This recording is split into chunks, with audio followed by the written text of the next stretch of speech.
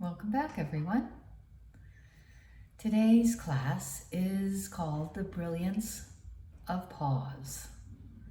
So way back when, I think it was in May, we first discussed techniques for staying grounded when you're feeling out of sorts or negative or just pissed off.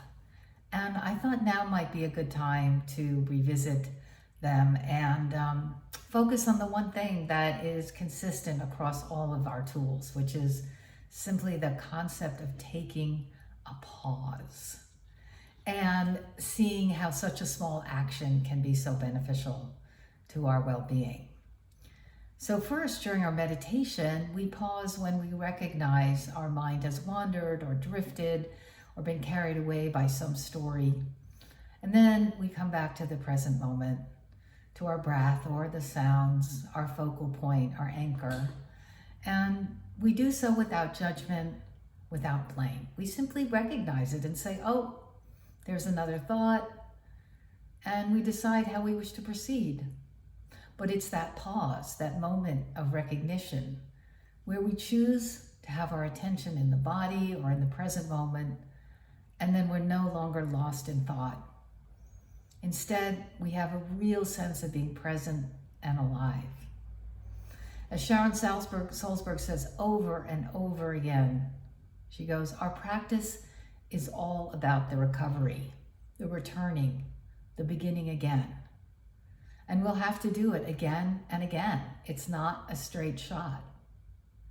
We will get overwhelmed, feel lost, but we're learning how to recover. The healing is in the return, not in the never getting lost. And that's the main skill. Well, I love that. It's a great reminder about the brilliance of our meditation practice and the fact that it is a practice. And the idea is that little by little, moment by moment, breath by breath, we develop and strengthen our power of attention. So we can choose how to use our minds and our hearts. Of course, staying focused is not easy. We're used to being pulled away, always distracted or entertained by media, by the news, by conversations, by just doing things. We're constantly doing things. This sitting still, focusing on something so simple, almost monotonous as our breath, requires a certain discipline to step outside of our zone of distraction and embrace the felt sense of our bodies. This presence of being alive. So Pema Chodron, the wonderful meditation teacher, suggests that a helpful practice is what she calls the pause practice. And it helps to keep us centered. And she defines it as this: just take 3 conscious breaths at any moment when you notice you're stuck. You might just take a look around you and sort of notice your surroundings, the room you're in, the sky, the trees, the landscape, almost as if you're seeing it for the first time. Just that pause can be so refreshing, almost like we talked about in the beginner's mind, and seeing it is almost for the first time. Many teachers also suggest, and it's not a bad idea, is to set a little reminder on your phone every hour, every couple of hours, just like a little bell that goes off, and when you hear it, you come back into the present moment. You can take that pause, just take that gap, just take 3 breaths. You can do it anywhere, anytime. It's very quick, very easy, and it's just that reminder to come into the present moment. And the idea is that it can be imperceptible outwardly, but incredibly calming inwardly. So that's a tool really you can do anywhere, anytime. But another one that we've gone over, and which is also quite handy, is called STOP. And it's an acronym that stands for: S is for stop, T is for take a breath, O is for observe, and P is for proceed. And this is another one really you can take anywhere, anytime. I've often used it when I was in my car and someone cut me off. I've used it online at the grocery store where I thought I chose the quickest line, and of course I'm like the last person out of the store. I have certainly used it when I've been on the phone with Spectrum and gotten disconnected for the third time. So in these small little moments of frustration, stop really does come in handy. And as the acronym describes, you just stop for a moment and take a breath. Just observe your breath, come back to the breath. It's that pause where you come into your body.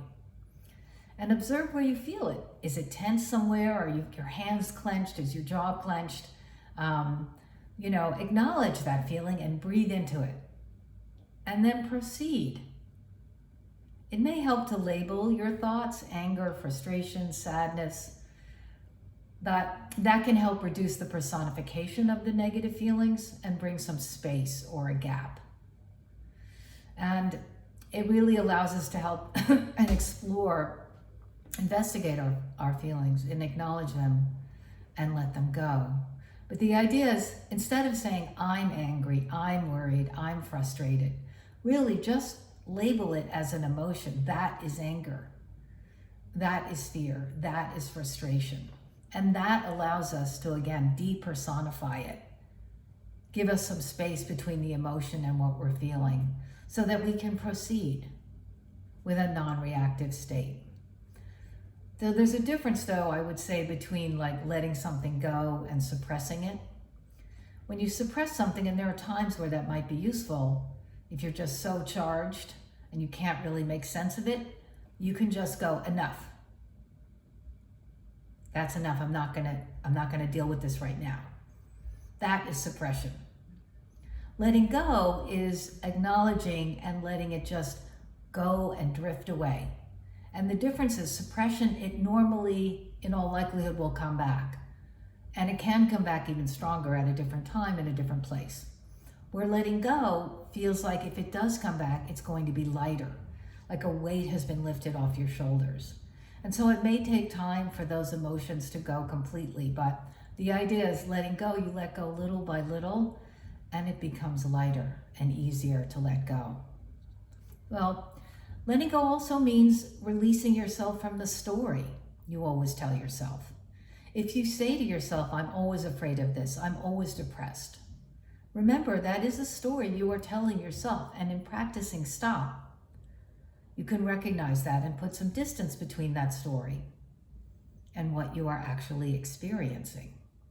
So scientists have discovered that our brains actually have two modes of thinking about ourselves. And one is called the narrative self, and the other is the experiential self. The narrative self is the story we have constructed about who we are. And while the experiential self is the experiencing we are having in the present moment.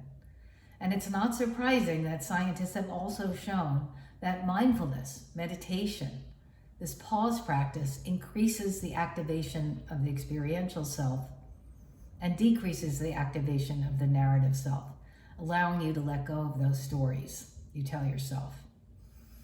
And it reminds me not only of the quote from Louise Gluck from last week, but also Max Planck, the German physicist. He said, when you change the way you look at things, the things you look at change. So this is all about creating that gap so that you have a chance to look at things in a new light. And the last tool I wanted to discuss, I call real. In most mindfulness classes, they're going to call it RAIN, but I don't feel like RAIN doesn't relate to mindfulness to me, but being real, well, that makes sense. So I have basically taken the same meaning of RAIN and realigned it with the initials for real. So real stands for recognizing, E is experiencing, A is acknowledging, and L is loving kindness. So let me dive into that a little more. Recognizing really means, as we discussed in STOP, becoming aware of the emotion that you're having. And just in the simple fact of recognizing, it can be helpful. And again, you can give it a label, like anger, fear, frustration, whatever the emotion is. take an interest in it without identifying with it, without personalizing it. Remember, emotions that you don't feel out, you act out. And E is for experiencing or getting curious about your emotion. What does it feel like, particularly in your body? Can you feel it in your chest or belly or elsewhere? Does it move or stay the same? Are there accompanying thoughts? Use your mindfulness to experience the emotion in the present. If you are noticing it in your body and it becomes uncomfortable, you can practice moving your attention to a neutral part of your body, such as your hands or your feet, because many times we feel that anxiety in our chest, in our stomach, in our brow. So you can move between those two, and it helps to deactivate that tenseness, that reactivity. And A, acknowledging. Can we just be okay with this emotion? Remember, it's okay to have these emotions. We're human beings. We will have emotions. It's about what you do with that emotion. That is the difference between having greater problems with it or lessening the problems with it. And so bringing that gentle acceptance to it, acknowledging it, and just saying we're human, that's the first step to letting it go. And we know that we can create physical changes in our body. So when we do bring a sense of ease to where we are feeling it, that helps us to let go. And it can, as we do sometimes in meditation, when we sometimes just bring a smile to our face, we already feel better. So these physical changes in your body do have a profound effect on your mental state as well. And then you could even try touch, which is also a very healing act, whether you want to just bring your hand to your heart or give yourself a hug or have someone else give you a hug or pick up your pet. That literal feeling of just having that warmth of another body or your own body is also very, very soothing. And it also leads right into the loving kindness part. As we go through the above preface, we naturally begin to take our emotions less personally. And we'll find ourselves not being tossed around by these emotions, but able to just see it as it is, just as an emotion, an energy in motion. That's what really emotions are. Compassion or loving kindness to ourselves is the secret ingredient. It is the main engine of learning something new, for changing a habit, for a sustained way to come to a different place.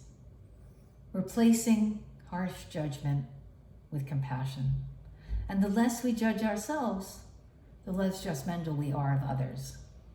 W.H. Auden has a sweet quote: "Love your crooked neighbor with your own crooked heart," recognizing no one is perfect. Loving kindness is a natural quality of our heart and mind that can be accessed at any moment. We have just layered over it with a thick defensive skin, but through this practice, we can uncover it slowly and apply it to ourselves. It's not syrupy sweet, it's not inauthentic, but once we become comfortable cultivating it for ourselves, it's so much easier to access it for others. So if you know you're going into a difficult situation, there are ways to prepare. So that could be, those tools could be brought into the moment you're in it, but if you know you're going into something, this is a very good time to think about it. If you're going into a meeting that's going to be stressful, or you're going to a family event or conversation with a significant other that's going to be charged, this is where you can take some premeditated steps to make sure you don't get too reactive. And obviously, just doing the pause practice and all of that, or even if you have the time doing a meditation, would be very, very helpful. If you're in the situation and you become aware of your reactivity, find a way to buy that time for the pause, for the stop, the pause practice, if you have the time real, to allow yourself to come back to yourself and recognize you're feeling triggered. Sometimes you may even be unaware that you're in this triggered situation until later. You just feel a sense of unease. And if that's the case, that's when you could begin to explore it in your body, acknowledging where you feel it, and then bring some kindness just on a physical level. Even just bringing that smile to your face can help relax that. And then you can sort of acknowledge it and explore it later on and begin to understand why you were feeling that way, and maybe bring this practice into the situation the next time so you're prepared. And if you're exploring your body and you do feel more anxiety, then go ahead and, as we said before, titrate. Go back to parts of your body that are feeling more neutral and grounded. And then, as you titrate back and forth, you can almost take a sidelong glance at where you're feeling that anxiety. You don't have to attack it or confront it head on, but just go, oh, I see it over there. And then, bring your body back to that neutral, grounded spot. And remember, it's not just about acceptance, but about moving towards a place of action. So we know we make better choices when we're not so reactive, and these tools are very effective. If we focus our attention on that pause and get curious around growth, around anything that is not comfortable, that can increase self-compassion. It's that curiosity, compassion, and creativity that I talk about. I like to think of ourselves as alchemists, changing iron to gold, suffering to peace, frustration to freedom, with just a pause. So I'll leave you with a lovely quote from Apollinaire, who said, and I think he was referring to this practice, "Now and then it's good to pause in your pursuit of happiness and just be happy." So thank you so much. And now we'll practice pause in our meditation. Let's come into a sit posture.